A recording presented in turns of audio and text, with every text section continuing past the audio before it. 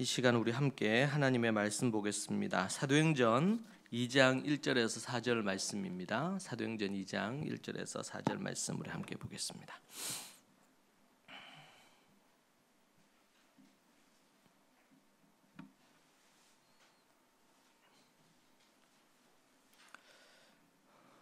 (2장 1절에서 4절) 말씀 우리 한 목소리로 같이 읽도록 하겠습니다. 오순절 날이 이미 이름에 그들이 다 같이 한 곳에 모였더니 호련히 하늘로부터 급하고 강한 바람 같은 소리가 있어 그들이 앉은 온 집에 가득하며 마치 불의 혀처럼 갈라지는 것들이 그들에게 보여 각 사람 위에 하나씩 임하여 있더니 그들이 다 성령의 충만함을 받고 성령이 말하게 하심을 따라 다른 언어들로 말하기를 시작하니라. 아멘. 예전에 이 서퍼들이 해변에서 파도 타는 것을 본 적이 있습니다.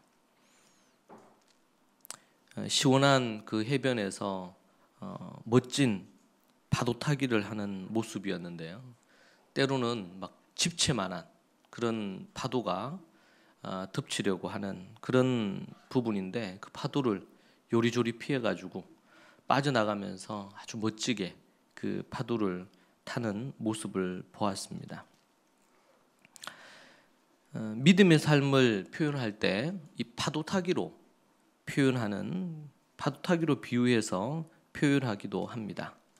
성령님이 이 파도를 일으키시고 역사를 일으키시는데 그 파도를 타서 멋지게 멋진 어떤 작품을 만들어내듯이 그렇게 하는 부분이죠. 성도들은 성령님의 어떤 이 일으키시는 파도를 타고 삶을 살아가는 것이 참으로 중요한 것 같습니다. 예수님께서도 파도를 일으키시는데 그 파도를 어떻게 타고 우리가 신앙생활을 하느냐, 이게 매우 중요한 부분입니다. 이때 우리가 알아야 될 것은 사람이 파도를 만들어내는 것이 아니라는 것입니다. 하나님이 파도를 만들어내시는데 그 파도를 우리가 잘 타는 그런 것들이 필요한 부분이 되겠습니다. 그래서 성도들은 이 성령님이 역사하시는, 하나님이 역사하시는 그 역사하심에 우리가 함께 동참해서 그렇게 성도의 삶을 살아가는 것입니다. 사도행전은 성령행전이라고도 불리는 책이죠. 우리가 오늘 읽은 이 사도행전의 부분은요. 이 말은 무엇이냐면 예수님이 이제 떠나시고 보혜사를 기다리라고 하셨잖아요. 근데 그 보혜사가 성령님입니다. 이 보혜사라는 뜻은 곁에서 돕는다. 곁에서 격려하고 돕고 이렇게 세우고 역사하시는 분이다. 라는 의미의 뜻이거든요. 예수님께서 이 땅에 계셨을 때 그렇게 하셨는데 예수님이 이제는 떠나시면서 너희들이 성령을 기다리라. 그렇게 얘기를 하셨습니다. 그리고 성령님이 이제 오셔서 그들에게 권능도 주시고 힘도 주시고 이끌어 주셨습니다.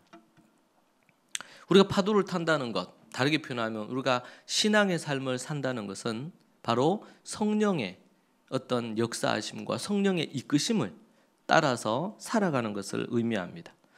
오늘 읽은 말씀에도 보니까 성령이 오순절날 강하게 임하셨는데 4절에 보니까 그들이 다 성령의 충만함을 받고 성령이 말하게 하심을 따라 2절 3절에서도 성령님의 어떤 임하신 모습을 묘사를 하고 있습니다.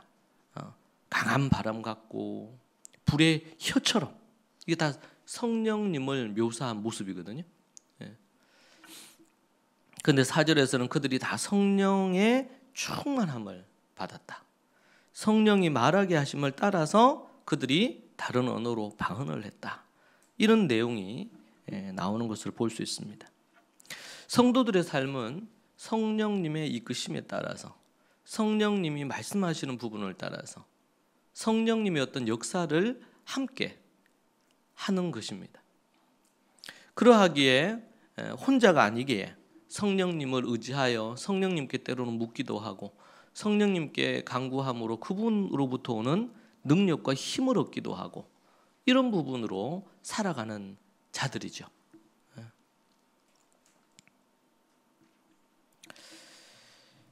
우리는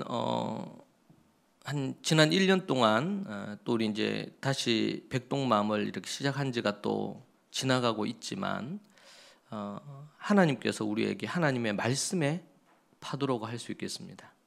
그 하나님의 말씀의 파도를 한 1년 동안 타지 않았나 그 생각을 합니다.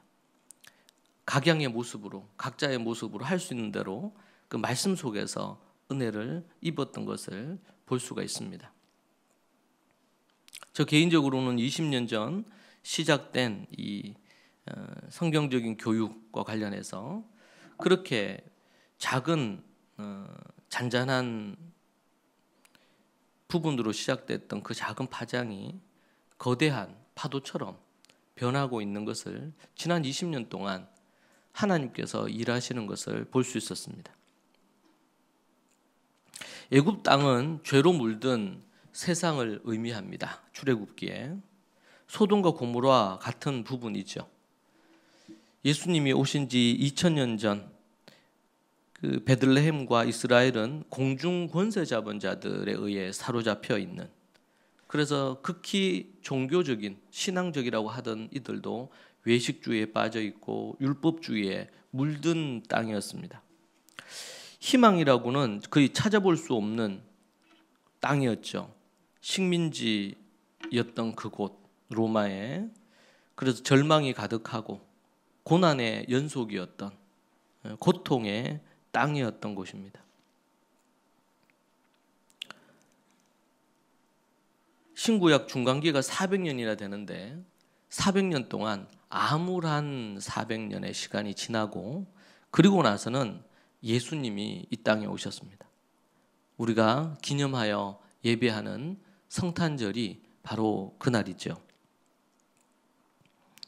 예수님이 이 땅에 오심으로 그 예수님께서 꽝꽝 얼어붙어 있던 이 땅을 녹이시고 많은 사람들에게 복음을 전하시고 그들을 세우신 그 일들을 우리는 봅니다. 우리가 믿고 있는 믿음, 신앙은 우리로 하여금 얼어있던 것을 녹이게 하고 또 상처와 아픔으로 누가복음에 나오는 것처럼 정말 어두움에 머물러 있던 자들에게 빛이 되는, 사망의 그늘에 있던 이들에게 생명을 주는 그러한 부분으로 자리를 했습니다. 그것이 2000년 전 예수님이 오심으로 시작된 부분이고 이미 구약에서도 아담 이후로 계속 그런 암울하고 공중 권세 잡은 자가 지배하는 이 땅 가운데 하나님께서 선지자를 통해서 제사장을 통해서 사사들을 통해서 하나님은 그 일들을 계속 하셨습니다. 근데 이제는 예수님이 이 땅에 오심으로 그리고 그 예수님을 통해서 또 성령님을 이 땅에 오게 하심으로 말미암아 이제는 새로운 국면이 이루어졌습니다. 성령님으로 말미암아 새로운 파도를 탈 수 있었죠.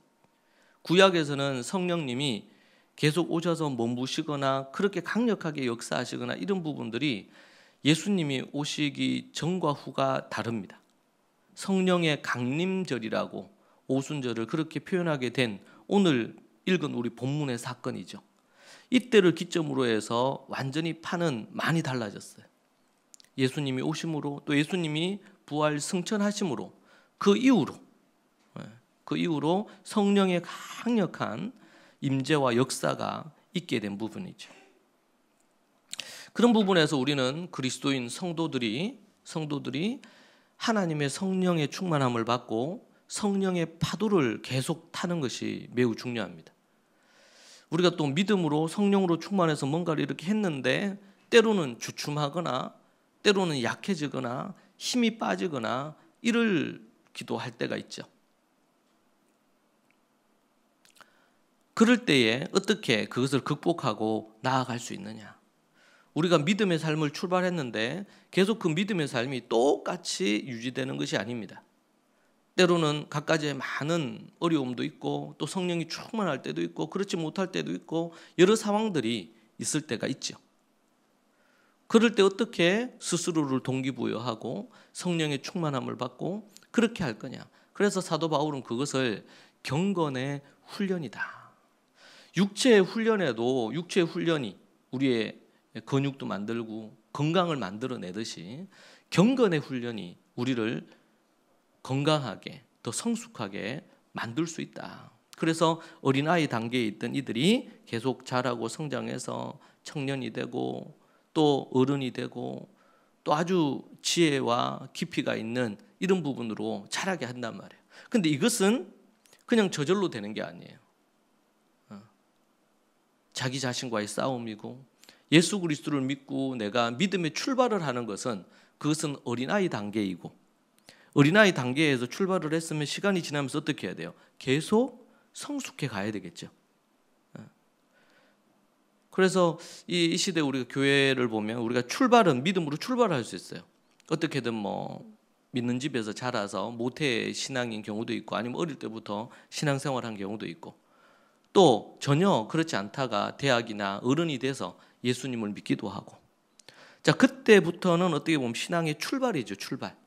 근데 이 출발했던 신앙이 계속 가야 되잖아요. 그것도 더 깊이 있고 성숙한 부분으로 가야 된단 말이에요. 근데 그렇지 않으면 어떻게 되냐면 어린아이 우리가 보통 하면 어린아이는 미숙하잖아요. 생각이 또 짧기도 하고요. 순수할 수 있는데 생각이 짧기도 하고 미숙하기도 해요. 그런 부분처럼 신앙도 그런 형태로 어린아이 단계에 있는 히브리서에서 너희가 이미 어른이 되고 성숙한 자가 되고 이제는 선생이 돼야 되는데 선생이 되지 못하고 아직까지 어린아이 단계에 있다. 젖을 물려줘야 되고 먹을 것을 입에 넣어줘야 되고 사도 바울은 자기 자신을 돌아볼 뿐만 아니라 이제는 다른 사람을 돌아보라. 그렇게 얘기를 하고 있죠. 다른 사람을 돌아본다는 것. 이게 이제 성숙한 자의 모습이죠. 자기 것만 뭐 하지 않고 이제는 다른 사람을 돌아볼 수 있는 그런 부분에까지 가는 것입니다. 여러분 이것은 성령의 믿음의 파도를 제대로 탈 때 이 단계로 계속 갈 수가 있는 겁니다.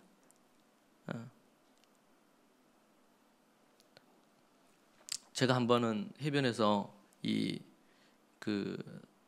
서핑을 하는 사람을 본 적이 있습니다.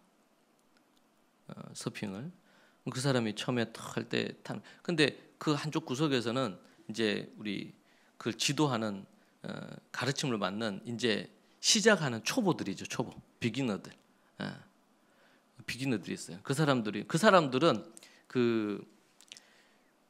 뭐죠? 그거 서핑할 때 하는 그것에 올라타는 거 하는 것만 몇 줄을 배워. 그죠? 그래가지고 올라타지도 못해요. 처음에는 물에 빠져서 물도 먹고. 근데 이제 숙련자들은 그런 사람들은 어떻게 해요? 멋지게 타죠. 파도 초보자들은 파도 근처도 못 가죠. 그냥 그 타서 올라타는 것만 해도 쉽지 않은 거고 그리고 거기에서 서는 것도 쉽지 않은 거고 뭐 이거는 뭐 서핑하는 것뿐만 아니라 모든 게 그렇지 않겠습니까? 어떤 일을 할 때도 뭐 운동을 배울 때도 악기를 배울 때도 뭐를 할 때도 다 똑같아요. 바울이 지금 고린도전서에서 우리 말씀에서 부활에 대해서 얘기를 하면서 부활에 대해서 얘기를 하는데 그것을 일상의 언어로 하죠. 씨가 있는데 그 씨 안에 부활의 어떤 그 증거들이 있는 것으로 표현을 하기도 합니다. 우리가 보고 있는 자연 세상에서 일상에서 우리의 이 성경의 진리를 볼 수 있는 부분인 거죠. 동일하게 우리의 신앙에 있어서도 똑같습니다. 신앙의 초보를 거쳐서 이제는 성숙한 자라고 하고 이렇게 나아가야 되는데 여전히 어린아이 단계에 있는 거에 대해서 사도 바울도 그렇고 히브리서 기자도 그렇고 거기에 대해서 책망하는 내용을 볼 수가 있습니다. 멋지게 영적인 파도를 타는 파도 타기를 하는 그런 모습으로 파도를 탈 거냐 아니면은 그렇지 않고 그냥 그 위에 오르는 것만 해도 힘들고 어려워서 거기서 그냥 몇 번 이렇게 하다가 포기할 거냐. 우리가 아는 것처럼 영적인 세계는요 믿음으로 모든 것들이 출발합니다. 믿음의 이 기초를 탄탄히 놓고 그 위에서 뭔가를 할 수 있는 부분들이 이루어져야 됩니다. 기초를 튼튼히, 뭐 다르게 표현하면 이 본질이라고 할 수도 있겠습니다. 근본되는 부분들에 대한 것. 이제 그런 것들이 놓여지면 그 위에 뭔가를 세울 수가 있습니다. 그렇지 않으면은 재미가 없습니다. 그러니까 남이 하는 파도 타기 하는 거를 구경만 하든지 아니면은 그 물 속에서 그냥 물놀이만 하지 서핑을 하기는 어렵겠죠. 근데 우리 신앙생활 하는 건 뭡니까? 성령의 파도를 타는 것입니다. 최소한의 이 파도를 탈 수 있는 기본은 우리가 가지고 만들어 가야 되는 것이죠. 우리를 구원해 주시고 우리에게 은혜를 주셨는데, 그래서 사도 바울은 그것을 복음에 합당한 삶이다 이렇게 얘기해요. 너희가 이제는 구속함을 받았으니 복음에 합당한 삶을 살아라. 너희들이 애굽에서 출애굽해서 이제는 홍해를 건너서 이렇게 했으니 이제는 너희들이 하나님으로 온전히 의지하면서 광야를 믿음으로 지나고 가나안 땅에 들어가서 가나안 족속과 싸워서 이기고, 그 이길 때 자신들의 힘으로 광야를 지나고 가나안 땅도 자신들의 힘으로 막 전쟁해서 이기고, 이게 아니었죠. 대표적인 게 여리고성을 점령하는 거였죠. 하나님이 말씀하신 대로 순종해서 그들이 칼 한 번 안 써보고, 지금으로 얘기하면 총 한 번 안 쏘아보고 그 견고한 성 여리고를, 거대한 성을 그들이 정복합니다. 이게 바로 성령의 파도를 타는 거거든요. 근데 사단은 이게 못하게 하는 겁니다. 못하게. 아예 교회를 못 나오게 하거나 예수님을 못 믿도록 만드는 것이 1차적일 건데, 그런데 이미 그들의 교회를 나왔다. 그러면 그 다음은요, 파도를 못하게 만드는 겁니다. 자족하며 살게 하고, 그리고 세상에 찌들려서 살게 하고, 영적인 것에 하나님께 관심 갖기보다는 그냥 종교생활 정도에 머무르도록. 그래서 예수님이 비유하신 4가지 밭의 비유에서도 똑같은 맥락이죠. 길가밭이 있어요. 길가밭. 이 사람들은 어떻게 보면 그냥 하나님께는 아무 관심이 없어. 마음밭이 딱딱해요. 굳어 있어요. 예수님을 받아들이지도 않겠죠. 그 다음에 돌짝밭 있어요. 돌짝밭. 돌짝밭. 이 밭에는 씨가 떨어져도, 복음의 씨가 떨어지고 씨가 떨어져도 잠시 반짝해요. 씨가 떨어져, 흙이 약간 얕게 있으니까 거기에 씨가 떨어지면 잠깐 뭔가 뿌리를 내리는 것처럼 보여요. 그런데 이내 뿌리를 깊이 못 내리기 때문에 이내 시들어버리고 죽어버리죠. 길가밭이나 좀 다르긴 한데 이 돌짝밭도 그렇게 해서 무너져 버려요. 죽어버리죠. 더 살지 못합니다. 그리고 3번째 밭은요, 가시떨기 밭이에요. 여기는 이제 흙도 탄탄하게 있고 뿌리 내릴 가능성도 훨씬 더 높습니다. 그런데 가시가 있어가지고, 이게 이제 세상의 욕심, 재리라 그러죠. 재리, 돈에 대한 어떤 그런 욕심, 세상 욕심, 돈에 대한 욕심, 그리고 또 염려와 걱정, 근심, 이런 것들이 있다 보니까 가시떨기 밭에도 이 씨가 이게 자라서 열매를 맺을 수가 없는 거예요. 이 3가지, 길가, 돌짝, 가시떨기밭 모두 다 씨는 똑같이 씨는 떨어졌지만, 복음의 씨도 떨어지고 말씀의 씨가 떨어졌는데 전혀 열매 맺지 못하고 죽어버리는 것입니다. 오직 하나, 옥토와 같은 밭에 떨어진 씨만이, 똑같은 씨인데도 불구하고 옥토에 떨어진 씨만이 이제 뿌리를 내리고 반응을 해서, 거기에 말씀을 보니까 뭐라 그래요? 옥토에 씨가 떨어졌다는 것은 말씀을 받아, 그것을 어떻게 해요? 말씀을 받아, 마음으로 그 말씀을 받아서 그것을 그 말씀에 순종해서 믿음으로 열매를 맺는 자란 말이에요. 옥토에 떨어졌다는 것은. 여러분, 이 밭 외에는 처음에는 뭐 길가밭일 수도 있어요. 또 돌짝밭일 수도 있어요. 또 어떤 이들은 재리와 염려와 걱정이 가득한 밭이 있을 수도 있겠죠. 그런데 어떤 형태로든 어느 밭으로 가야 됩니까? 이 밭이 모습이 무슨 밭으로? 옥토와 같은 밭으로 가야 돼요. 말씀을 쫙쫙 빨아들이고 흡수하고 햇빛이 오고 물이 오고 그러면 그걸 쫙 빨아들여 영양분을 빨아들여 가지고 그걸 갖고 이제 쑥쑥 자라야 되겠죠. 자라고 자라서 거기에 열매도 맺고 이렇게 하는 아름다운 이런 부분으로 가야 되겠죠. 그런데 교회를 다니는데 10년, 20년, 30년, 40년 교회 생활하고 신앙생활 했다고 하는데 모태로부터 신앙생활 했다고도 하는데 여전히 영적으로 옥토와 같이 해서 영적으로 열매도 맺고 변화도 있고 이런 부분으로 가야 된단 말이죠. 그런데 그렇지 못하는 경우들이 정말 많은 거예요. 지금 유럽의 교회들도 그렇고 미국도 그렇고 이제 한국도 그렇죠. 기독교 역사가 얼마 되지도 않았어요.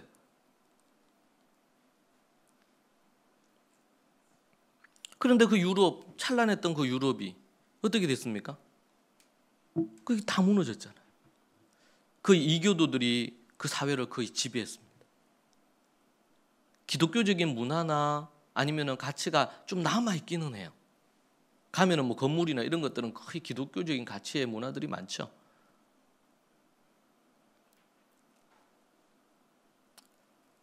그러나 그런 것들, 종교적인 어떤 부분들 이런 것들이 유지시켜 주는 게 아니거든요, 이게. 그러니까 뭐 성령의 파도를 이미 거기는 파도를 타지 않을 뿐만 아니라 거기에는 온물과 썩은 것들로 유럽 땅이. 그래서 제가 10년 정도 전에 얘기했어요. 유럽에 엄청난 경제적인 위기가 올 거다. 왜냐하면 이거는 구약으로부터 보면 역사서를 보면 이스라엘이 어떻게 하나님 앞에 망하게 된 과정들이 있거든요. 그들이 처음부터 하나님을 대적하고 뭐 이렇게 타락한 게 아니거든요. 작은 것에서부터 무너지게 되는 부분이 있잖아요.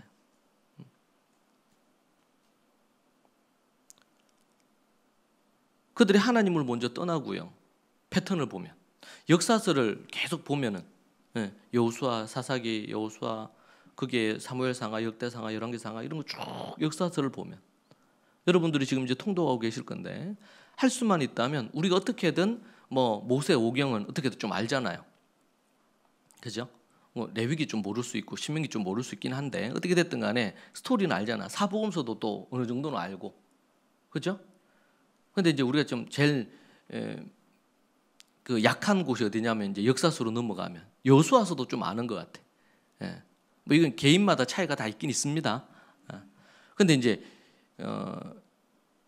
솔로몬 이후로 해서 르호보암 넘어서면서부터 시작해가지고 그 말라기까지 역사서 선지서 쪽이 약간은 좀 암담하게 가다가 이제 400년 중간사 지나고 나서 예수님이 오시면서 다시 이제 좀 우리가 빛이 나죠. 눈이 밝아지고 이렇게 하죠. 내용들이. 근데 이 역사서가 너무 중요해요. 그런데 이거 역사서를 읽다 보면 어떻게 해요? 거의 똑같은 일이 계속 반복됩니다. 정말 역사가 반복된다는 말처럼 똑같아요. 사사기를 보면 더 그렇죠. 계속 반복돼요.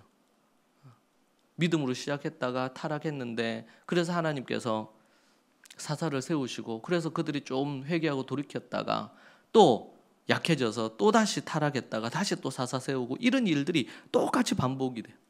왕정시대로 와도 똑같습니다. 왕정시대로 와도. 오늘 아침에 이제 통독하면서 그런 말씀이 많이 마음에 와닿았습니다. 그러니까 솔로몬이 이제 그렇게 타락하고 실패하고 르호보암이 이제 아들이 왕이 되지 않습니까? 근데 그때 백성들이 와서 얘기를 해요. 왜냐면 그 전에 솔로몬이 너무 많이 그 세금도 많이 거두고 성전 짓는 거에도 너무 많은 그리고 또 자기 궁을 짓는 거에도 너무 많은 그런 돈도 들이고 막 인력을 동원해서 백성들로 하여금 그렇게 했거든요.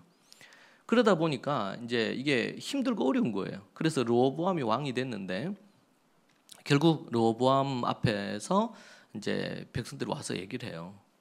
뭐 예를 들면 이런 세금도 좀 감해 주시고 이런저런 부분으로 해 주시기를 바란다고 요청을 하는데 그때 지혜자였던 지혜자들의 장로들의 얘기 조언을 듣고 이렇게 듣고 또 아니면 또 자기 또래의 사람들이 얘기를 듣는데 이 르호보암이 장로들 지혜자들의 말을 안 듣고 또래 집단의 말을 듣습니다.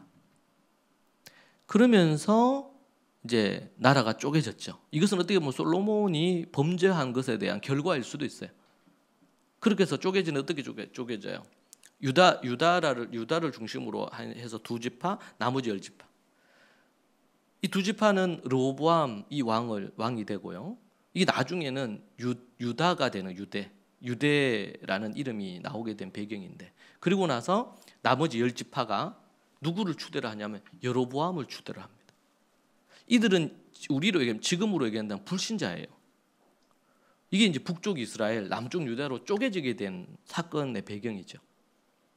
이게 이렇게 나눠집니다. 그때 뭐라고 얘기하냐면 우리가 다윗하고 무슨 상관이 있느냐. 너무 이게 솔로몬 때문에 너무 고생을 많이 했고, 그런데 그 아들 때가 돼서 좀 달라질 걸 기대했는데 여전히 똑같을 것 같고 더 할 것 같다는 생각이 드니까. 근데 역사서를 쭉 보면 르호보암 때 그런 일이 있긴 했지만 르호보암이 그때 잘못하고, 그리고 그가 거의 죽을 때까지 이 르호보암이 선정을 베풉니다. 선정을 잘해요. 그때 처음에 그 일 외에는. 솔로몬은 처음에 1000번째 드리고 거의 죽을 때까지 정치를 잘 못했죠. 솔로몬이. 그러니까 하나님 앞에 정말 지혜도 많이 받고 돈도 많이 받고 엄청나게 많은 것을, 은사를 많이 받고 많은 이런 것들을 얻었는데 솔로몬은 이제 그렇게 살지 못했어요. 우리가 역사를 통해 가지고 뭐 솔로몬의 역사이기도 하지만 인생을 쭉 살고 나면 그것에 대해서 하나님 앞에 평가하는 날이 오거든요. 그래서 역사가 참 중요해요. 그런 부분들이 있단 말이에요. 근데 르호보암 때 그래요. 제가 이제 오늘 그 통독하면서 그런 생각을 했어요. 근데 그때 이제 뭐라 그랬냐면 우리가 다윗하고 무슨 상관이 있느냐. 다윗하고 우리가 무슨 상관이 있냐 말이죠. 그러면서 10지파가 떠나요. 다윗의 자손들을 왕으로 세우면 그 길을 떠나서 여로보암을 왕으로 세웁니다. 여로보암을 왕으로 딱 세우니까 제일 여로보암이 처음에 한 건 뭡니까? 정치적인 입지를 세우기 위해서 예루살렘으로 예배 드리도록 가는 것을 막아버려요. 그리고는 제단을 세우죠. 여기서 예배해라. 그리고 형상을 만듭니다. 형상. 여러분, 그래서 나중에 북쪽 이스라엘에는요, 선한 왕들이 거의 없어요. 하나님을 섬기는 왕들이 거의 없습니다. 남쪽 유다는 대부분이 하나님을 섬기는 왕으로 계속 이어져요. 그때 그 선택이, 나머지 10지파가 했던 그 선택이, 이게 참 중요하죠. 물론 우리가 그냥 일반적인 상식으로 보면 그럴 만도 해. 그렇잖아요. 다윗 때 그렇게 했는데 솔로몬 때 그렇게 하고 나서는 이 다윗의 그 믿음의 또 정치의 어떤 본을 솔로몬도 그렇지만 르호보암도 쫓았어야 되는데 그렇게 못했던 책임이 있죠. 솔로몬에게 더 큰 책임이 있긴 있어요. 근데 결정타를 누가 날리냐면 여로보암이 딱 날리죠. 그래서 나라가 두 개로 딱 쪼개지는 거예요. 우리로 얘기한다면 이 강원도만 하고 아니면 또 경상도 밖에 안 되는 그 작은데 우리나라보다 훨씬 더 고기가 또 두 개로 쪼개졌잖아. 그런 일들이 생긴 거거든요. 그런데 그럼에도 불구하고 만약에 이게 쪼개지지 않았으면 어땠을까? 북쪽 이스라엘이 안 되고 그럼에도 불구하고 뭔가 어려웠겠지만, 그리고 누구예요? 르호보암이 앞에서 얘기한 것처럼 그가 이제 처음 이제 왕이 되고 그렇게 하면서 잘못된 선택을 했죠. 지혜자들의 말을 들었어야 되는데 그 아버지 솔로몬이 얘기한 잠언이라든지 이런 거를 조금만 그가 이 르호보암이 좀 알았으면 그렇게 됐는데 이제는 왕이 처음 되고 초기에 그 잘못된 선택을 하게 돼요. 영적으로 보면 솔로몬이 잘못한 것에 대한 어떻게 보면 벌이죠. 이 르호보암이 아직 어리고 왕으로서의 어떤 그런 부분들에 대한 미숙하고 이런 상황이 있을 때 저지른 일이고 1차적으로는 르호보암이 책임이고 2차적으로는 그때 성경에 보면 뭐라고 나오냐면 하나님께서 이 일들을 계획하셨다 이렇게 나와요. 왜 이렇게 됐습니까? 솔로몬 때문에. 솔로몬 때 원래는 갖가지의 많은 풍지박산이 났어야 되는데 하나님이 솔로몬 때에 그렇게 안 하신 이유가 뭡니까? 네? 누구 때문에? 아버지 다윗 때문에. 아버지 다윗 때문에 솔로몬 때 나라를 두 개로 쪼개지지 않게 한 거예요. 그리고 솔로몬을 보면서 계속 기다리신 거예요. 회개하고 돌이키기를. 그런데 정략적으로 다른 나라의 공주들하고 결혼을 하고 처첩이 1000명이 넘고 그리고 하나님 앞에 성전 바로 앞에다가 산당을 5만 상당을 다 짓게 하고 모든 세계의 모든 종교가 여기 다 들어왔어요. 하나님이 그걸 엄청나게 싫어하셨죠. 그런데 그럼에도 불구하고 하나님이 인내가 엄청나요. 솔로몬이 죽을 때까지 솔로몬에게 계속 경고하고 얘기하셨지만 실질적인 징벌을 안 내리십니다. 누구 때문이냐고 얘기하냐면 성경에서 다윗 때문에. 참 이건 무서운 거예요. 다윗 때문에.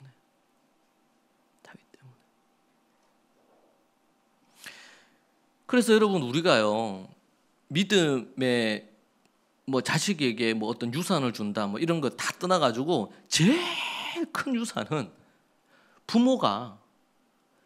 부모가 믿음으로 사는 거예요.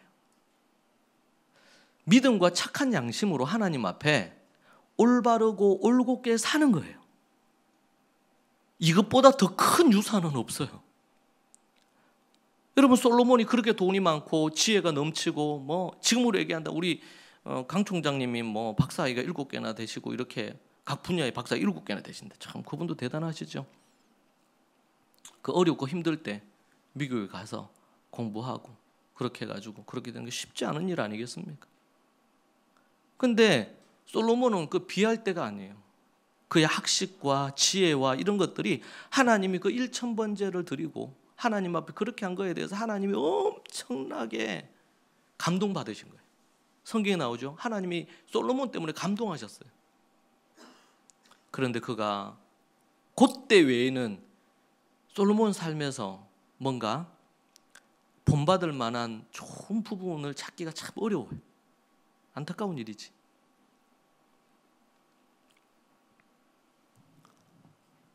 가장 아름다운 유산은요 믿음의 삶과 거룩하고 순결하면서 하나님 앞에 착한 양심으로 살아낸 삶. 다윗이 살인하고 간음하고 그렇게 한 부분이 있습니다. 그의 흠이 있어요. 그러나 그의 삶을 통틀어 다 합쳐가지고 그렇게 할 때 하나님이 어떻게 평가하시냐면 점수로 평가한다면 한 95점 정도로 평가하시는 거예요. 근데 그것에 덕을 누가 보냐면 아들 솔로몬이 보는 거죠. 그런 부분에서 하나님이 참 그런 부분에서는 정이 많으셔. 근데 솔로몬의 일생을 지켜보면서 다윗의 길을 가기를 바랬거든요, 하나님. 다윗이 죽으면서도 그 얘기를 했고.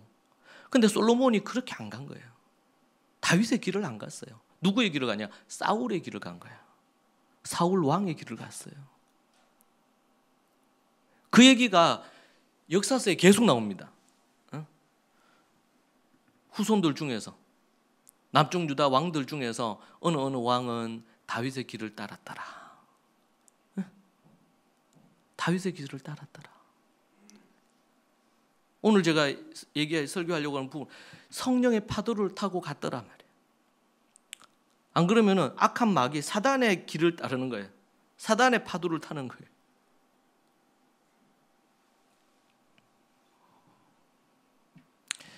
그때 남쪽 유다의 10지파가 그 미숙하고 잘못된 르호보암의 그 결정에 대해서 좀 신중하게 생각하고 계속 어떤 좀 기다리면서 설득의 과정을 거치고 이렇게 하면서 조금 더 지나서 그렇게 했더라면 다윗의 그 집안의 부분으로 왕이 되는 그 부분들에 대한 것을 그들과 완전히 결별하지 않고 만약에 그렇게 있었더라면 어땠을까? 만약에 그랬더라면 어떤 상황이 됐을까? 여러분, 북쪽 이스라엘은 여로보암을 왕으로 세운 그때로부터 시작해가지고 이제는 더 이상 예루살렘으로 예배를 못 드리러 가는 겁니다. 그리고 송아지 만들어 놓고 그 앞에 절하면서 이가 우리를 애굽에서 출애굽시킨 여호와 하나님이라고 하면서 다른 종교를 만들었어요. 다른 종교를. 그러면서 북쪽 이스라엘은 완전히 그래서 나중에 어떻게 됩니까? 이스라엘을 유대인이라고 하잖아요. 남은 이들이 유다 지파에 속한 그들을 중심으로만 남은 거예요. 나머지 지파 부분에 있어서 대부분이 없어졌어요.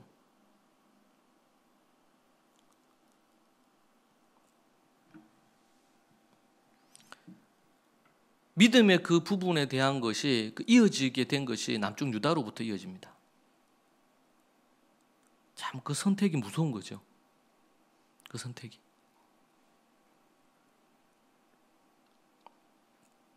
어떻게 믿음의 파도를 탈 건가? 너무 중요하단 말이에요.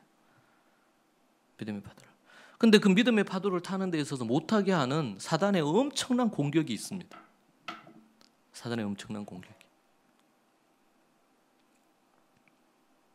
각가지에 많은 그 사도 바울이 자신이 어느 지역에 로마에 아니면 자기가 고린도 교회에 가려고 하였는데 사단이 그 길을 막았다 이렇게 나오죠.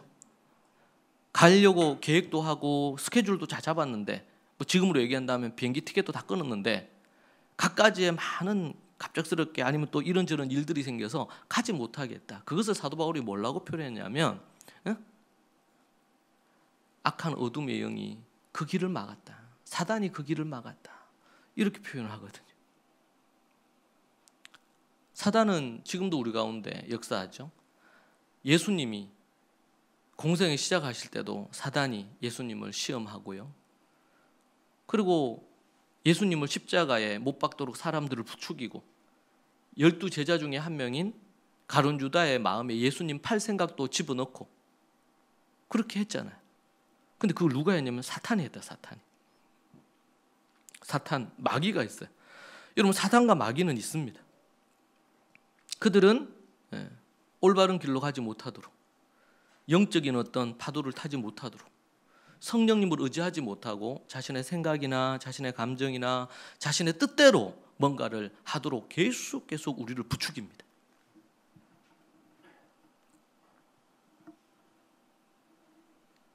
사도행전이 성령 행적으로 자리하게 된 것이 성령님의 강력한 역사 앞에 교회가 믿음으로 반응한 것입니다. 그러면서 성령의 파도를 타기 시작했습니다. 예루살렘 교회가 그랬습니다. 때로는 위기도 있었죠. 예수님을 죽이면 끝날 줄 알았어요. 예수님 죽이면. 그래서 그런 비유 하잖아요. 주인이 멀리 있는데 종들을 보내가지고 그거 하라고 했는데 소작인들이 자기가 그 땅의 주인인 양 그렇게 해서 소작한 거에 대해 자기들 소작해가지고 자기 필요한 걸 갖고 나머지는 주인한테 땅 주인에게 돌려줘야 되는데 그렇게 안 했죠. 그래서 종들을 보냈는데 종들을 막 패고 이렇게 했잖아요. 나중에 누구를 보냈냐면 아들을 보냈잖아요. 아들. 그러니까 뭐라고 생각합니까? 저 아들을 죽이고 나면 이 땅이 우리의 것이 되겠다. 그래서 아들이 왔을 때 죽였어요. 이걸 예수님이 십자가에 달리실 것을 예언하신 비유였죠. 그렇게 한 거예요. 사단이 예수님을 사람들을 선동해서 으쌰으쌰해서 죽이면 끝날 줄 알았어요. 이 모든 게임이. 그런데 어떻게 됐습니까? 그 십자가의 예수님의 죽으심이 우리에게 구원을 주고 생명을 주고 능력을 준 거예요. 인류를 구원하는 놀라운 길로 바뀌게 된 것이죠. 그 사건이 사단이 완전히 박살나는 사건이 돼버렸어요.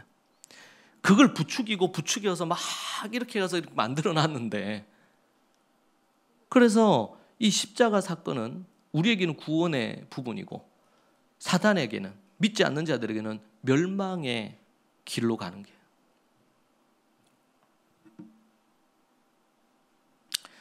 여러분, 우리가 때로 믿음으로 섰다가도 넘어지기도 하고, 믿음으로 뭔가를 달려가는데 때로는 지치기도 하고 그럴 수 있습니다. 그럴 때 우리는 우리의 마음을 새롭게 함으로 다시 성령님이 역사하시는 그 파도에 우리의 몸을 실어야 됩니다. 처음에 이 복음이 무엇인지 명확하게 모르고, 우리가 또 영적인 관계가 무엇인지 명확하게 모르고, 또 자기를 스스로 셀프 리더십이죠. 자기 통제할 수 있는 이 부분에 대해, 이거는 뭐냐면 최소한 물 위에 뜨는 거예요. 그 보드에 올라타는 거예요. 올라타서 어떻게 해요? 서야 되죠. 서야 돼요. 처음부터 멋지게 파도 타는 사람이 보드에 올라서 이렇게 멋지게 쫙 자세가 딱 나오고 이렇게 탈 수 있겠어요? 없겠죠. 처음에는 계속 물에 빠지고 물도 먹고 이렇게 하겠죠. 근데 계속 그렇게 반복하다 보면 멋진 서퍼가 될 수가 있겠죠. 딱 서서 탄단 말이에요. 파도가 무섭지 않은 거예요. 처음에는 파도가 무서워. 물만 봐도 무서워. 한번 뭐 빠져가지고 꼬꾸라치고 나면 다시 안 하고 싶기도 할 수도 있겠어요. 그런데 보드에 올라타서도 자세를 잡고 이 파도를 타려면 이 파도에 파도가 어떻게 되는지 거기에 내 몸을 맡기는 거잖아요. 내가 힘을 줘서 그 파도를 타는 게 아니고 그 파도의 힘을 이용해서 내가 그렇게 하는 거죠. 성령의 충만함을 받아서 그렇게 하는 것과 똑같이 비유할 수는 없어요. 파도 타는 것을. 그런데 우리가 내 힘을 빼고 내 어떤 그것을 빼고 하나님께서, 하나님의 영이 내 안에서 역사하시도록 그분께 맡겨드려야 돼요. 그렇게 하지 않으면은 내 힘이 자꾸 들어간단 말이에요. 내 머리를 자꾸 이렇게 생각을 너무 많이 해요. 내 감정이 왔다 갔다 해요. 내가 뭔가를 해야 된다는 자기 그 힘이 너무 자꾸 들어가요. 모든 인생사가 다 그렇지만 신앙에 있어서도 똑같아요. 힘을 빼야 돼요. 힘을 빼야 돼요. 그리고 어떻게 성령님을 의지하고 가는지에 대한 이런 부분들에 대한 거를요, 우리가 익히고 훈련해야 돼요. 때로는 그런 걸 다 알아요. 머리로 다 아는데 어떻게 해요? 자기 힘이 자꾸 들어가는 거야. 처음에는 자기가 자기 힘이 들어가는지를 잘 몰라. 그래서 보통 뭐 운동선수도 그렇고 악기를 할 때도 그렇고 계속 코치가 얘기해 주잖아요. 힘을 빼라, 그때는 어떻게 해라, 자세는 어떻게 해라, 이런 것들을 계속 가르쳐 주죠. 근데 그 얘기를 듣고 머리로는 알아. 머리로 안다고 해서 그걸 해낼 수 있는 게 아니에요.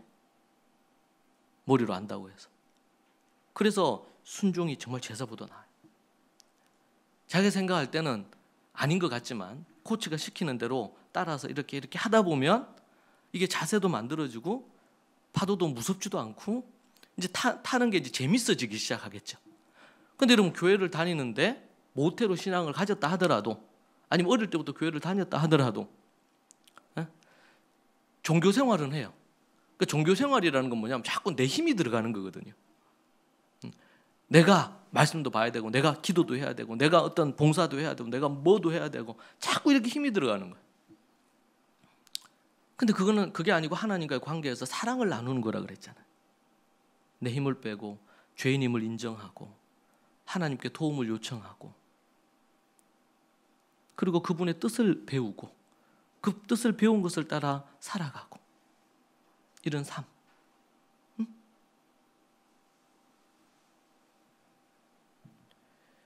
그게 안 되면은 10년, 20년, 30년, 40년 신앙생활을 해도 제대로 한번 보드 위에 올라가서 파도 한번 제대로 못하고 종교생활 하다가 신앙이 끝나는 거예요. 여러분, 이 파도를 타는데 우리가 말씀의 파도를 타야 됩니다. 말씀의 파도를. 초대교회 성도들이 마가다락방에서 성령의 강력한 역사를 경험하죠. 예수님과, 근데 그럴 때 성령, 어떤 교단에서도 그렇고 성령을 받아서 그들이 성령이 능력을 받아가지고 저들이 막 기적도 행하고 방언도 하고 막 그런 일을 했다.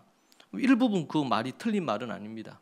그런데 이제 1세기 교회나 아니면은 또 유대 문화나 이런 상황을 볼 때 그게 전부가 아니었다는 걸 알죠. 예수님이 3년 반 동안 제자들과 함께 생활하셨죠. 그들에게 하나님의 말씀을 가르치셨죠. 대표적인 게 이제 산상수훈이죠. 하나님의 말씀을 가르치셨어요. 그리고 우리가 알아보니까 이 유대 사회에서는 어릴 때부터 뱃속에 있을 때부터 시작해서 하나님의 말씀에 대한 훈련도 하죠. 이 13살이 되면 이제 하나님의 말씀을 가르치는 훈련도 시키더라고요. 이런 것들이 종합적으로 되면서 예수님과 함께 더불어 3년이라는 시간 넘게 함께 하면서 말씀을 또 듣고 배웠고, 그러는 가운데 이제 최종적으로 마지막 소위 말하는 파이널 어떤 테스트에서 성령님의 강력한 역사가 임한 거예요. 성령의 강림이 있었어요. 그러면서 저들이 이제 베드로도 예수님을 모른다 그러고, 제자들도 다 7명은 어부 되려고 다시 옛 직업으로 돌아가기도 하고, 그렇게 했는데 그들이 성령의 강력한 역사를 체험을 하면서 그들이 가졌던 배웠던 말씀에 대한 원리들, 성경에 대한 이해들, 이런 것들이 막 깨달아지기 시작한 거예요. 저들이 예수님이 부활하신 것을 보고 나서도 저들이 담대하지 않았잖아요. 숨어 있었잖아요. 근데 그들에게 성령님은 이게 이제 기름과 같아. 불을 붙이는데 기름을 확 붓는 거예요. 근데 그 전에 장작들이 있고 말씀이 있고 이런 것들이 있었죠. 누가복음 24장에도 보면 이런 말씀이 나옵니다. 24장에 보면 예수님이 이제 부활하셔서 그렇게 하는데 낙심하고 좌절해서 예수님이 십자가 달려 죽으시고 나서 그런 모습을 보고는 엠마오로 내려가던 제자들이 있었습니다. 근데 제자들과 함께 예수님이 내려가시는데 그때 이런 말씀이 나옵니다. 누가복음 24장 32절에 30절부터 보면 이런 말씀 나와요. 그들과 함께 음식 잡수실 때에 떡을 가지사 축사하시고 떼어 그들에게 주시니 그들의 눈이 밝아져 그인 줄 알아보더니 예수는 그들에게 보이지 아니하시는지라. 예루살렘에서 에마오로 내려가는 그 긴 시간 동안 예수님이 함께 동행을 했거든요.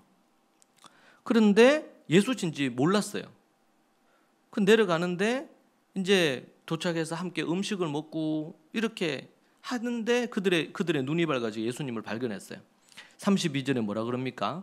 그들이 서로 말하되 길에서 우리에게 말씀하시고 우리에게 성경을 풀어주실 때에 우리 속에서 마음이 뜨겁지 아니하더냐. 하나님의 말씀을 성경을 풀어주실 때에, 그때는 신약이 없었으니까 구약의 말씀, 하나님의 말씀을 갖고 풀어주실 때에 우리 속에 마음이 뜨겁지 아니하더냐. 말씀과 기도 외에 이런 이유가 나갈 수 없다는 말씀과도 같이 하나님의 그 말씀이 그래서 말씀을요 여러분 읽는 거 너무 중요해요. 어떻게든 말씀을 부지런히 읽어야 돼요. 이번에 우리 많은 분들이 우리 일독을 했잖아요. 그리고 다시 우리가 또 2023년 향해서 우리 일독을 합니다. 어떤 사람은 2독도 하고 3독도 하고 이렇게 하셨는데 여러분 성경을 부지런히 읽으십시오. 아멘. 읽어야 돼요. 하나님의 말씀을 또 어떤 분은 계속 뭐 금요일이나 주일 말씀을 집에서도 계속 믿음은 들으면서 난다고 풀어서 설명하여 가르친 설교를 계속 듣고 그렇게 할 때 계속 뭐예요? 시냇가에 심은 나무처럼 메마르지 않는 생수에 있는 거기에 물이 있는 거기에 나무처럼 싱싱하게 그 잎이 마르지 않는 사람도 물을 잘 안 먹고 그러면은요 입술이 이렇게 말라. 지금도 제가 좀 말랐네. 물을 좀 내가 먹을게. 하루에 뭐 얼마 몇 리터씩 물 먹으라 그러고 그렇게 하잖아요. 물을 먹어요. 나이 들수록 물도 잘 섭취도 하고 뭐 이런 것들을 해야 되겠죠. 우리가 하나님의 말씀의 부분들을 우리가 계속 섭취해서 계속 생명력이 넘치도록 이렇게 만들어야 되거든요. 그런 부분, 그런 루틴을 만들어야 돼요. 그런 습관을 우리 안에 만들어야 돼요. 그렇지 않으면은 쉽게 낙심해요. 여러분 하루에 얼마나 말씀 보세요. 제가 여러분에게 강조하죠. 어디 움직입니까? 뭐 합니까? 여러분 음악 듣는 것도 좋습니다. 찬양도 좋아요. 여러분 어디 움직이실 때 할 수만 있으면 이어폰 꽂아가지고 말씀을 들으세요. 말씀을 듣는 그 말씀이 역사하는 힘이 있어요. 또 여러분들이 설교를 듣거나 이렇게 해서 은혜를 그거 들으세요. 계속. 네? 다른 거 하지 마시고. 그래서 여러분들이 최소한 내가 드라마를 하나 봐야 되겠다. 뭐 드라마 볼 수 있어요. 근데 문제는 드라마 본 만큼 성경을 봐야 됩니다. 만약에 그럴 각오가 아니면 드라마 보지 마세요. 너무 과학한 거 아닙니까? 과학에도 찍을 수 없어. 여러분 말씀의 파도를 타야 되거든요. 근데 이 말씀의 파도가 아니고서는 성령의 파도를 탈 수가 없어요. 하나님의 말씀의 파도. 말씀의 파도를 말씀으로 그래야지 여러분들의 생각도 여러분의 감정도 여러분의 의지도 하나님을 굴복시킬 수가 있어요. 그렇지 않고 예수님 믿었다고 해서 계속 내가 하나님에 굴복되어 있느냐? 절대로 그렇지 않습니다. 다윗도 넘어졌는데요. 솔로몬도 넘어지고 베드로나 사도들도 넘어졌잖아요. 여러분 말씀의 파도를 타세요. 말씀에 이번에 1도 하신 분들 막 은혜가 넘치더라고. 간증을 보니까 소감을 보니까 여러분 그거 계속 파도 타시기 바랍니다. 이제 일평생 이루지 못한 일독을 했네. 그리고 너무 행복해가지고 거기에 머물러 있으면 안 된단 말이에요. 그 다음 또 읽으시고 탄력받아서 더 읽는 것에. 그래서 우리가 다른 거에 중독되면 안 돼. 게임 중독, 뭐 스마트폰 중독, 뭔 중독, 말씀 중독. 이 좋은 중독이지. 긍정적인 중독. 응? 말씀 중독. 여러분 말씀을 읽고 말씀을 듣고 말씀에 관련된 부분들로 해가지고 제가 말씀의 1세기 청도의 교회 성도들은 말씀의 8가지들을 13살 전에 20살 전에 기본 마스터 한다 그랬잖아요. 말씀 읽고 묵상하고 하야하고 연구하고 또 토론하고 글 쓰고 그리고 그걸 가르치고 그걸 실천하고 요 8가지. 요 8가지가 만들어지는데 한 10년 걸렸거든요. 이 부분이 만들어지는데 처음에는 5가지, 처음에는 그 다음에 7가지, 그리고 최종적으로 8가지가 돼요. 8가지. 근데 이걸 제가 이렇게 하면서 성령님의 어떻게 보면 성령님의 하나님의 파도를 타면서 만들어진 거예요. 8가지가. 이거 제가 막 구상을 해가지고 했겠어요? 기도하던 중에 하나님 어떻게 하면 좋을까요? 그리고 또 연구하고 자료를 보고 이렇게 하면서 8가지가 만들어졌어요. 근데 요즘 보니까 시중에 나오는 책들이 어떤 게 합니까? 뭔가 교육이나 뭐 관련돼서 뭐를 할 때 교육뿐만 아니고 내가 뭐 사업적으로 뭔가 선고를 하고 싶다, 뭘 하고 싶다. 그럴 때 가장 중요한 게 뭐냐면 읽는 거예요. 독서하는 거예요. 독서. 책을 읽는 거예요. 그래서 요즘은 그런 거 많이 나오잖아요. 책을 뭐 어떤 사람이었는데 책을 몇 권 읽어서 그걸로 해가지고 어떤 사업을 했더니 어떻게 성공했더라. 뭐 그런 것들이 유튜브에도 많이 나오고 서점에 나오니까 서점에도 그런 책들 관련된 책들 정말 많더라고요. 읽는 거예요. 읽고 그다음 뭐예요? 계속 읽고 하다 보면 생각하게 되거든. 생각하고 그 다음은 그것을 말하고 쓰고 읽고 생각하고 말하고 글 쓰고 요 4가지. 이것이 세상 일반 은총에서도 인생을 살아가는 데 있어서 너무 중요한 거예요. 요 4가지. 이 교육에 있어서도 중요하죠. 요 4가지는 너무 중요한 거예요. 우리는 책 중에 책, 성경책을 그렇게 읽고 이렇게 해야 됩니다. 여러분 이 말씀의 파도를 타기 시작하면 그 다음은요 도미노처럼 다른 파도가 만들어져요. 말씀을 갖고 말씀으로 기도 중에 최고의 기도는 말씀으로 기도하는 거거든요. 시편으로 기도하는 거예요. 말씀으로 기도하는 거예요. 주기도문으로 기도하는 거예요. 최고예요. 왜? 기도는 내가 뭔가 달라 하는 게 기도가 아니고 주님의 뜻을 알아가는 게 기도니까. 성경 말씀 자체가 그걸 우리에게 얘기하거든요. 근데 예수님 믿고 신앙생활 한다고 그러는데 아직까지 보호대에 내 몸을 싣는 것도 잘 안 돼. 아직까지. 그러면은 어떻게 신앙생활을 하겠어요? 그러니까 교회를 나오고 신앙생활을 하지만 계속 그 자리에서 맴도는 거예요. 기적을 맛보는 게 어려운 거예요. 하나님의 역사와 성령님의 강력한 역사를 경험을 잘 못하는 거예요. 그럼 어떻게 지치고 피곤하고 힘들죠, 신앙생활이. 재미가 없어요. 여러분, 말씀의 파도를 계속 타시기 바랍니다. 혹시 하다가 이제 1년 지나고 나서 좀 이렇게 하는데 지칩니까? 계속. 천천히 가더라도 자전거 타고 가면은 멈추면 안 돼요. 천천히라도 이걸 굴려야 됩니다. 그래야지 계속 갑니다. 백동맘 통독으로 시작된 그 파도가 도미노처럼 계속 그 말씀의 파도로 이어져서 그것이 기도의 파도가 만들어지고 찬양의 파도가 만들어지고 그것이 또 하나님의 말씀뿐만 아니라 신앙 서적을 읽는 그런 부분으로 이어지고 이렇게 이어지기를 소망합니다. 그리고 또 하나의 파도가 필요한데 그러면 감사의 파도가 필요해요. 여러분, 제가 최근에도 이번에 이제 우리 캠프를 준비하면서도 그렇고 이렇게 저렇게 자료를 찾다가 KBS에서도 그렇고 공영방송에서 감사와 관련된 영상들이 참 많더라고요. 군대에서도 어디에서도 감사 일기, 감사 일지를 쓰는 이런 운동들이 수년 전부터 많이 있었더라고요. 근데 그렇게 하면서 참 많은 변화가 일어나는 거예요. 때로는 우울증에서도 벗어나기도 하고 막 좌절과 절망에 있었던 부분을 극복하기도 하고 이런 일들이 많이 일어나더라고요.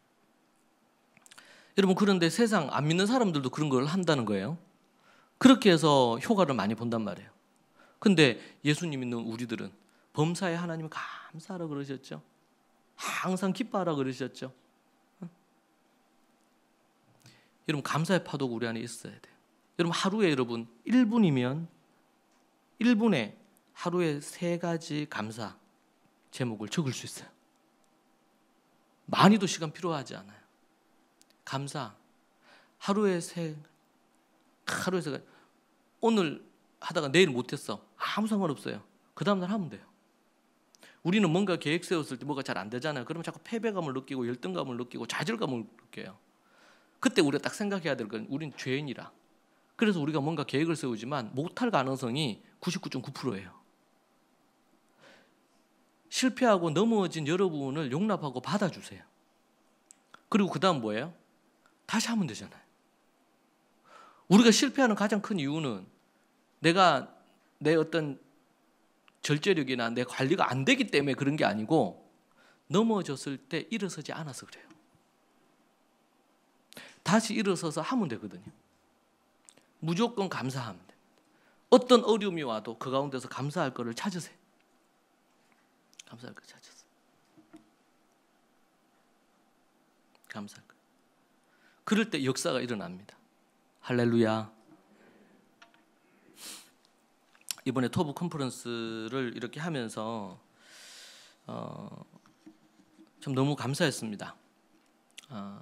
참 이게 코로나로 인해 가지고 코비드 19 때문에 다 막 이렇게 뭔가 이렇게 덮여 있었던 부분들이 컨퍼런스 하면서 드러나기도 하고 은혜도 나누고 참 여러 부분들 이렇게 하면서 하나님이 참 제가 처음 20년 전에 홈스쿨 처음 시작할 때도 생각도 나고 또 10여 년 전에 학교를 시작할 때도 생각이 나고 또 여러 상황들이 많이 교차를 했어요.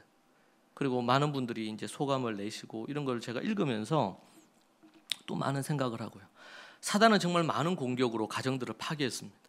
이 세상의 스카이캐슬 시대를 살면서 정말 많은 아이들이 스카이캐슬로 성적으로 줄 세우는 그것 때문에 자살해서 죽은 애들만 해도 엄청나죠.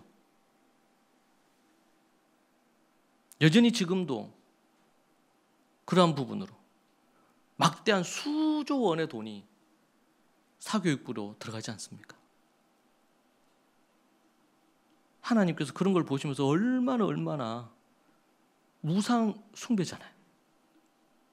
성공에 대한 우상 숭배, 좋은 대학이 하나의 우상 숭배. 영적인 안목으로 이 시대를 볼 수 있어야 되겠죠. 근데 여러분, 그것에 끝나겠습니까? 대학을 들어가는 것에 끝나겠습니까? 아니죠.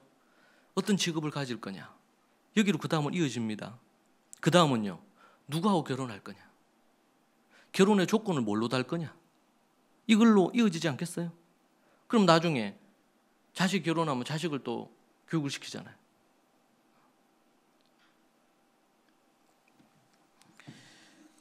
우리 그 소감을 이렇게 했는데 우리 이 주보에 오타가 났네. 우리 그 미나가 이렇게 쓴 글을 제가 보다가 그런 게 있었어요. 특히 영어 교육이라든가 교육 방법에 대한 강의를 해주실 때 능숙한 영어 실력을 갖기 위해 필요한 것은 영어 유치원과 같은 막대한 비용의 사교육과 같이 어떤 고가의 방법을 쓰느냐에 집착하는 것이 아니라 본질은 결국 틈틈이 시간을 내 공부를 하려고 하는 자신의 의지라는 것을 다시금 깨달았다 라고 미나께서 얘기를 하셨어요. 컨퍼런스 강의 듣고 제가 이걸 읽으면서 참 너무 감사하다. 이제 미나가 이제 내년이면 이제 성인이 되고 이제 뭐 길어봤자 10년 안에 결혼을 하지 않겠습니까? 근데 이걸 계속 붙들고 있으면 미나가 결혼해서 자식은 이렇게 교육 안 시키겠죠.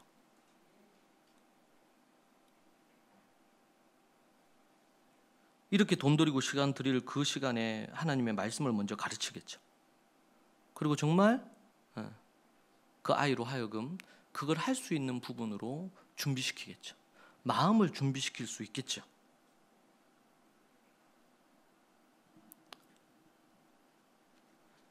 여러분, 우리는 하나님의 성령님에 의해서 파도를 일으키신 성령의 파도를 타는 자임과 동시에 우리는 성령님과 하나님과 더불어 이 세상에 사단의 공중 권세자들이 지배하는 곳에 악한 파도가 일렁이고 있는 이곳에 우리는 작지만 성령의 파도를 일으키는, 성령의 바람을 일으키는 자인 줄 믿습니다. 이번 컨퍼런스가 그런 역할을 하지 않았나 그런 생각이 듭니다. 정말 겨자씨하날 만한 그런 부분으로 시작하는 운동이라 하더라도 예수 그리스도가 나사렛 당으로 정말 볼품없는 12제자들, 실패한 인생 같은 12제자들 데리고 시작하셨던 그 일이 지금 전 세계에 복음이 전해지고 한국 땅에 여전히 600만, 700만 정도가 예수 그리스도를 믿는 자들로 자리하고 있고 이렇다는 것은 이 얼마나 엄청난 일인지 모릅니다.